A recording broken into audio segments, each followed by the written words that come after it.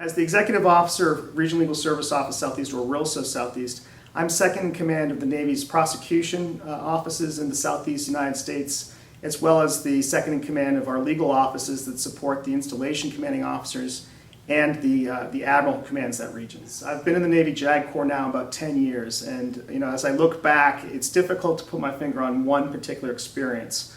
In the early part of my career, I came into the JAG Corps right before the Gulf War began. And so as a new counsel, legal assistance counsel in the Norfolk area where the fleet was mobilizing, preparing to sail, I wrote many, many wills. And I can recall right as the USS Kearsarge, which is a large deck amphibious ship, sailed, myself and 3 other counsel embarked, wrote many, many wills over the course of 2 days, and they were heloed off the ship or flew off the ship in a helicopter, but because it was wintertime, we had to put big, huge orange survival suits. So that was a very memorable experience for me. Later in my career, I went on to work on the staff of Commander U.S. Naval Forces Europe, Commander U.S. 6th Fleet in Naples.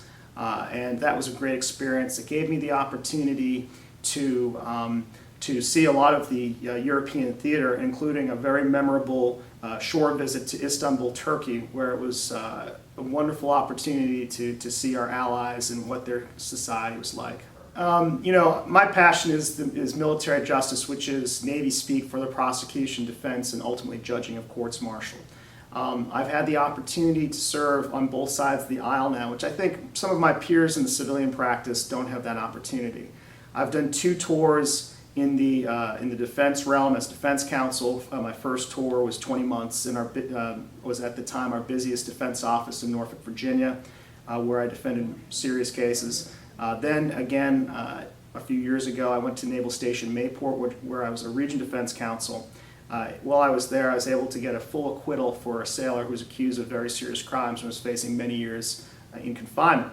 But in my present role as Executive Officer of RILSO Southeast, I'm a prosecutor now. And within the past year, I've had a chance to litigate a case in which we obtained a hard-fought conviction against the executive officer of a guided missile destroyer who was convicted of sexually assaulting one of his junior officers. I'm very proud about the conviction that we earned in that case because we were able to achieve justice for a naval officer who deserved it.